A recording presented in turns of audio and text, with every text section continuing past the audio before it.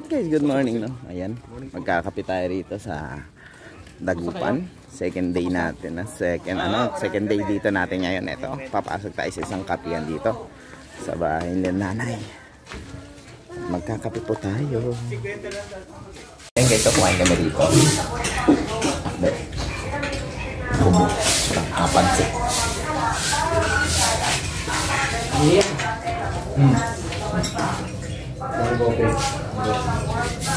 Guys, ang sarap ng kanin dito sa Dagupan.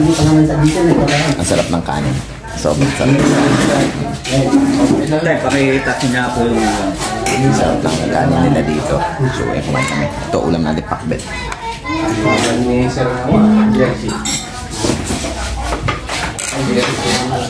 Bagong ano yung kanin nila. Sarap. Ayan. Makikita kayo sa YouTube. Ayan yung mga kasama. Dagang. Ayan. Shoutout dyan. Shoutout. At may kunin natin yung mga number nila. Gawa ng ano. Sa mga gustong bumili ng mga pinggilits at saka mga hito. Kunin natin yung mga number nila ni Sir ha. So ayan guys, nandito na po tayo ngayon sa ating matinurukan kahapon ng mga hito. So ayan, check natin kung na okay ba yung ating pagturo kahapon kasi tinurukan natin to kahapon ng pituitary gland, yung mga babae nating hito. So check natin kung mayroon ng itlog sa ilalim. So nakita pa natin, ayan, inangat natin. Kaya naman guys, may takip yan gawa ng yung pong hito niya ay tumatana. Ayan, ni-check ni kuya kung may mga itlog na nga. So sabi niya positive, may mga itlog na, then na over na nga gawa ng mas mahaba na sa 12 hours yung kanilang pagtuturok. So ayan, binalik natin yung takip. Baka tumalon kasi at mahirapan tayo maghanap. So, inangat ulit ni Manuel yung dalawa kasing hito ang tinurukan natin. So, makita nyo guys, ayan, inangat natin. At positive nga, may mga itlog na nga po na nagkalat sa ano. So, ayan, mga itlog na nagkalat at lumabas na sa kanyang tiyan, hindi na po natin yan isasama sa hatching. So, ayan, hindi na po natin isasama mamaya yan. So, makita nyo guys, ayan, tinuturo ko pa nga yung mga itlog. So, ayan, kinapa ni Kuya, positive, may mga itlog na nga na lumabas sa kanyang tiyan. So, ayan guys, makita nyo pang ito nga kulay green. So, ayan na siya. So, ayan, pagpasensya na ganun, nagdubbing lang tayo guys, gawa ng yung video natin is wala pa lang sound. So, nalobat yung ating mic. So, makita nyo po guys, ayan, kulay green yan. Ayan pa yung mga itlog ng ating mga babaeng hito na tinurukan kahapon ng hapon. So, magdamag silang standby natin at nabuo na po yung mga itlog niyan. So makita nyo guys, no, dito pa tayo sa BFAR Dagupan at sobrang ganda rito at over ang ating ang ating kaalaman sa kanilang 2-day na seminar. 1-day lecture, then 1-day lecture and 1-day na actual natin sa pagpapapisa ng mga hito. So sana guys, no, ang kanilang mga broadstock engine po sa mga ano na yan, sa mga pan na yan nakalagay. At tiniprepare talaga nila yan sa mga may seminar nila at kung ano. So makita nyo po guys, bukan ka ng hatching pan. Diyan po na hinahatch yung mga pan at may tubig na yan. Nakaprepare yan po yung lalaking hito. Mamaya guys is tatanggalin natin yung kanilang testes. Yung kanilang. So ito naman guys, yung makita nyo po yung mga fry na yan. Yan po yung mga naunang nag-seminar. So yan po yung napahatch nila. So, hindi 100% talaga ang hatching dyan sa kanilang nagagawa-gawa ng for demonstration only ang kanilang ginagawa. So, hindi nila natututukan talaga. Hindi talaga sila nagpapat sa marami. So, kung ilan lang po yung mabuo, ilan po yung nilalagay nila dyan. Then, yung mga nabuo dyan is ginagawa nilang broadstock din guys pag lumaki. So, minsan, ang BFAR Dagupan po is nagbibigay ng mga fry ng mga tilapia. Sa mga gusto pong mag-avail niyan is pwede po kayo magpa-schedule sa kanila ng mga fry ng tilapia. So, balik tayo guys, no? Dito po tayo si Sir Jojo, nagde-demonstrate na po. Siya po yung ating facilitator, siya po yung teacher natin dito sa BFAR Dagupan. For lecture and manual, siya rin po ang lahat-lahat. So, maraming salamat nga po pala kay Sir Jojo at sa kanilang mabait na pagtanggap dito sa BFAR Dagupan. So guys, no, nagpanapaliwanag ni Sir Jojo kung paano yung gagawin natin, ano yung mga piniprepare na mga gamit, para naman is mamaya pag actual is dire-diretso na po yung ating gawa. So, yan guys, no, hindi nyo na po maririnig at kung ano yung nilecture ni Sir Jojo, pinapaliwanag niya kung ano yung mga gagamitin. Gawa ng natanggal talaga yung ating audio, hindi natin alam na lobat na pala. So, sobrang kapanghinayang pala. Dapat tinanggal ko na lang yung mic at narinig niyo po yung paliwanag ni Sir Jojo. So ayan, pinapaliwanag niya pa rin kung ano yung purpose ng magagamitin natin mamaya sa ating pagpapaanak ng hito. So right guys, na makikita niyo po, yan po yung inangat ni Sir Jojo, yan po yung plastic na bowl at saka yung screen na maliit, manipis. Yan po natin isasalain yung mamaya yung testes dun sa screen na hawak na yan. So yung plastic naman po na bowl niyan, dyan na po natin ilalagay yung mga egg ng ating may extract sa ating female na broodstock. So may screen tayo, doon naman natin ilalagay yung testes para pigain natin para yung testes ibabagsak sa mga itlog ng female. So mayroon din tayong feather guys, na yung feather na yan is gagamitin natin yung panghalo ng testes at saka yung itlog ng female. So pwede rin natin kamayin yan pag naghahalo, yung iba kasi kinakamin na. Pero most kasi baka ma-prone sa bacteria, so gagamitin natin ng feather ng ibon or manok. So ayan guys, no? Yan po yung tinuturo ni Sir Jojo. Then ayan, pang halo natin yan mamaya ng mga testes at itlog ng female. So guys, kailangan din po natin ng dalawang bal. Diyan natin extract yung ano mamaya yung testes ng female, ng male. Tapos yung saline na 40% guys, no, mabibili niyo po yan sa mga hospital supplies, yung sila mga saline na yan guys, no, madali na po yan. Ipangahalo natin mamaya yan sa itlog at saka sa testes ng lalaki pag hinalo na po natin. Then yan din po yung panghuhugas natin sa testes ng lalaki pag na-extract na po natin sa lalaki na broodstock. Ayun guys, na nag-extract na po tayo ng testes ng lalaki o bayag ng lalaki. So, kawawa talaga yung lalaki dito, is pinapatay talaga guys, no? So, ayan, wala naman tayong intention dito, gawa ng kailangan talaga siya para ma-extract natin yung testes ng lalaki. So, ayan, makikita nyo po guys, may dalawa pong puti yan. At, ayan, maganda yung ano, testes ng lalaki. Pag puting-puti guys, maganda yung testes. Ayan, kinuha na po ni Sir. Dalawa po yan, kabilaan. Yan lang po yan sa itaas ng ano, ng kanilang tiyan. Sa ilalim ng kanilang tiyan guys. So makikita nyo po yan. Ayan. Isa. Ayan na. Ayan. Lalagay natin yung sa saline at ihugasan natin. Kailangan guys na walang dugo talaga na masama dyan para hindi makontaminate yung ating itlog na ihalo po mamaya dyan. Ayan na nga, nag-start na po nga po si Sir Jojo ng paghugas ng testes ng lalaki at inuhugasan niya po yan ng saline. So, para walang dugo na maisama dun sa ihalo nating na tanggal nating mga itlog ng female sa ating ano, na-extract natin mga itlog sa female natin na broodstock guys. No, ayan, hinuhugasan niya talaga ng matindi. Toro talaga yung paghuhugas na wala talagang dumi or dugo na maiiwan dyan sa testes ng lalaki para pamaya pag pinisa is wala pong maisama dun sa mga itlog. Wala talagang ano. So, ganyan talaga yung paglilinis. Talagang tinatanggal yung mga dugo at wala talagang masama dapat. Talagang malinis na malinis. Yan po yung kanyang pagka-describe sa amin para hindi ma-contaminate yung mga itlog na hihalo po natin. So ayan guys, no, dito pa lang po yan sa Bifar Dagupan. Sayang nga po guys, no, wala yung audio, hindi marinig. So mostly meron pa akong kulang na paliwanag na dapat na naipaliwanag ng Sir Jojo. So pagpasensya niyo guys, no, sa mga gusto pong mag-avail ng kanilang seminar, pasok lang po kayo sa kanilang page, Bifar Dagupan. So, mayroon po silang pinopost minsan doon. Pwede pong web seminar or actual seminar, mayroon po silang pinopost doon guys, no? Pwede niyo po yung kontakin sila sa kanilang email at accommodation naman at ma-accommodate naman po kayo at ma-reply naman kayo nila at sobrang bait ng mga staff ng Bifar Dagupan guys, no? So, ayun guys, no? Panoorin nyo na lang po kung paano yung ginagawa ni Sir Jojo at naghuhugasan po ng saline ang testes ng lalaki.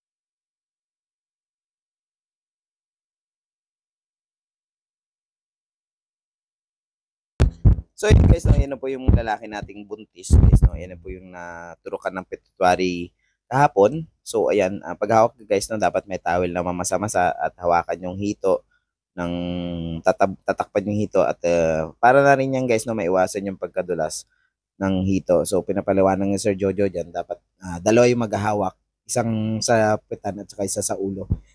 So ayan. So ayan guys, no, i-extract na nila yung itlog ng female diyan sa may plastic bowl na yan guys, no. Diyan natin i-extract yun. So ayan guys, makita nyo. Sayang talaga at hindi ko talaga nakuha yung audio at ang ganda sana ng paliwanag ni Sir Jojo diyan. So makita nyo po guys, yung may hawak sa ulo, yun po yung mag-extract. Yung may hawak sa puwet is ano lang, smooth lang, hawakan lang siya para hindi bubagsak yung buntot. At yung kung sino may hawak sa ulo, siya po yung mag-extract ng itlog ng female. So ayan guys, no, wag niyo masyadong pisilin kasi yung female niyan is pwede pa nating paanakin yan next year. At pwede pa siyang So iwasan ding dumugo yung lumalabas sa kanilang maisama sa kanilang itlog. So maiwasan yung pagdudugo. Pag nagdurugo kasi guys at masama sa itlog is makontaminate na po yung itlog na yan. So sayang naman po at hindi na siya mahahats. So alright guys, no, yung tinabi natin kanina ng testes ng lalaki na in-extract natin, yun na po yung ihalo natin sa female na itlog. Ang itlog ng female guys. So ayan, hinalo natin. Guys, may tubig naman yan. Gawa na mayroon ng saline. Saline yan guys na sinahaluan kasi ng saline kanina. So ayan guys, no, pagkatapos yung ihalo yun is hahaluin siya na mabuti para mag-extract talaga at maghalo talaga at mag-penetrate talaga yung extract natin testes na lalaki doon sa egg ng female. So ayan guys, makikita nyo po sa gilid, dumidikit po sila gawa ng ang itlog kasi ng female is super sticky talaga siya guys, no. So ayan naman guys, no, ayan, may saline pala yung nahalo natin yan. Once na po yan guys, ilalagyan na po ni Sir Jojo ng tubig at haluan na po ng tubig. Diyan na po magkakaroon ng filtration, So ayan guys, no, ayan, andyan na po tayo ngayon sa may pan na yan. Andyan po natin ilalagay yung mga egg na yan. Merong screen yan sa ilalim. So sinukat ng Sir Jojo kung gaano kalalim, mga isang dangkal. Kalating dangkal yung kanilang tubig na nilagay dyan. Then unang hugas guys, yan mo, mag-start na po ng filtration yan. Ang unang hugas guys, itatapon natin yan guys para yung mga bad egg na ilalagay dapat natin sa screen is hindi na siya masama at hindi na ito ma-contaminate yung mga good eggs na ating i-hatch. So ayan guys, yung unang tubig na ilalagay natin, itatapon muna natin para mahugasan po talaga siya. Then yung pangalawa, yun na po yung time na pag-spread out po natin sa screen natin yan sa baba.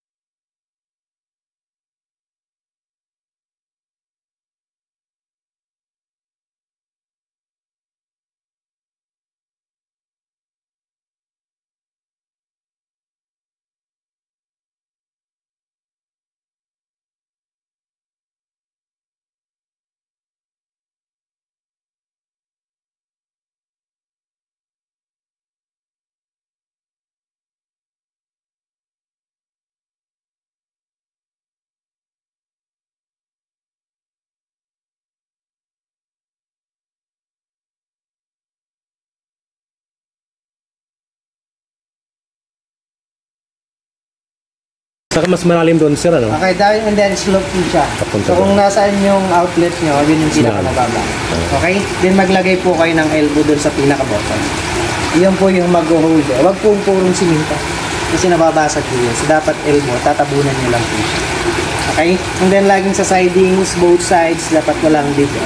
Para at least pagka nilinisan mo siya, mas madaling linisan. Avoid nyo po doon. Then, always check, if you nag-construct kayo, dapat laging may kanal sa gitna. So, mas nakakatipid din po pag ganitong division ang gagawin yung concrete. Instead na yung individual. Kasi yung individual po kasi, 4 na side yun. Pagka ito lang, 3 side na lang yun. Nakatipid po doon. Then, kanal, always check, laging naka-slope. Okay? Yung kanal nyo, huwag nyong i-label dun sa may part pagka nagbaha. Okay? Kasi baka babalik. Kasi yung kanal nyo papasok sa concrete. Dapat kung nababaha po doon, i-elevate lang natin ang konti. Para at least hindi siya maabot po sa pinaka. Ayun, so tapos deep well yung source, yung pinaka-importante yung source. So you could also check, pwede nyo rin siyang i-analyze. Meron mga filter balloon naman po na test for the analyzation ng water therapy. Okay? Check nyo lalo sa hatchery kasi kailangan dapat talagang free from contaminant.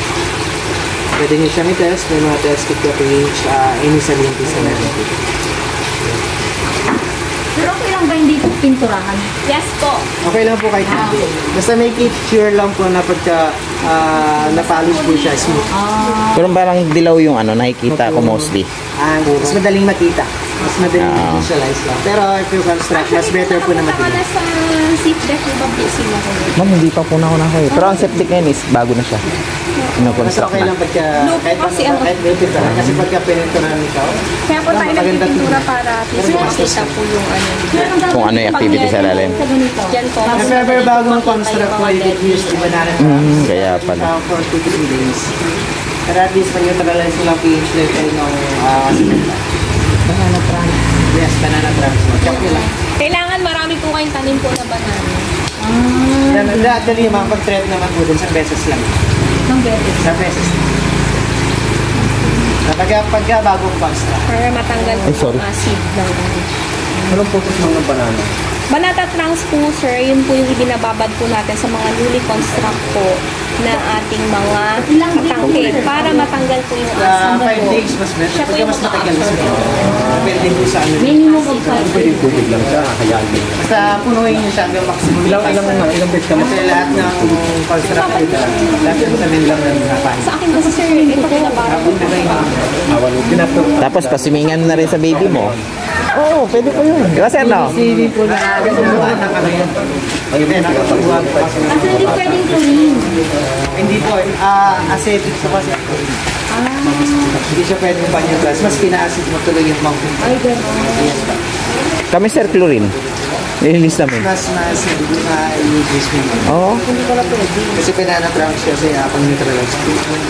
Kaso, dun kasi yun yung nakagawin nila, chlorine. Lilinisan, di ba? Chlorine. Tapos babanata namin ng betadine tsaka formalin. Pag-versus yung betadine yung chlorine yun. Mas muring banana trunk. Wala sir, ganun yung ano nila eh. Wala na. Nasabi na lahat. Magaling talaga. Magaling talaga. Magaling talaga sa tatay, hindi niya maisa. Masasabi ko lang po. Ay, kasi sa dami ng training na natinan ko, ang lagi sinasabi ng mga instructor or mga facilitator, hanggat kaya nyo makipagkaibigan sa mga kasama nyo. Kasi doon po tayo matututong din bukod sa mga channel nila. And isa lang po yung sa iiwang ko na about din sa ating yung networking. And nabanggit ko sa yun bago tayo nag-start. Yung mga bagay po na natutunan natin sa ating kapitiman, mga po natin staff. Although financially, wala po tayo or short tayo, pero kung anong po yung mga bagay na meron tayo sa bahay, pwede po natin gamitin yun para mag-start. And dahil naman po tayo dito mga businessman, kaya huwag po tayong susuko and for food security na. Thank you po. Basta may alga rice.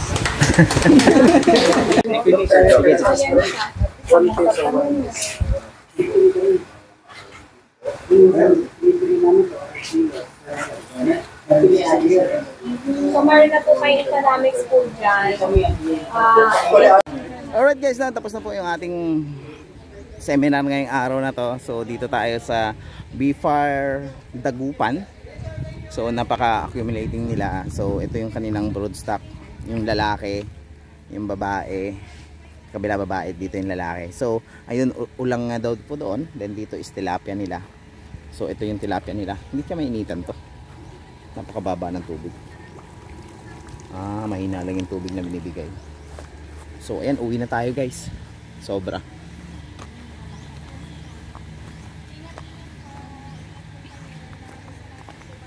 Sir, salamat sir. So ayan guys, nag-enjoy tayo.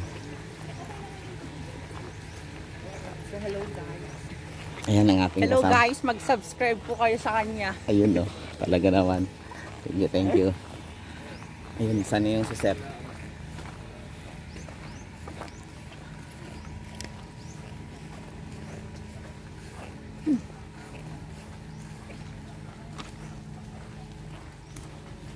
ang mangyari, makisabay sa dagupan. Kung sino umuwi, si kuya, ewan ko si kuya, babayad na lang. Hindi ka pagbabayaran. Siyempre. Uwi na ba kayo? Try natin tanong si kuya kung pwede tayong sabay, babayad na lang tayo. Ayun yung nakaitim. Kahit Mas malaki. ewan ko kay ano yan, si Calvin yan, sa ano yan eh. Alright guys, ayan, napakalaki dito, napaka ano. Punta na lang kayo dito, pwede kayong mag ano, pwede kayong mag email sa email po ng BIFAR NIFTC. Sige sir. Sige, sir. Pwede po kayong mag-email at i-accommodate nila kayo. Marami tayong kasama ngayon. Tsaka andito pa nga si sir pala, yung ating kasama na mayroong fish pan din po sa part ng norte. At kukunin natin ang kanyang number para kung sakali mang gustong bumili ng fingerlings, pwede po kayong maka-avail kay sir.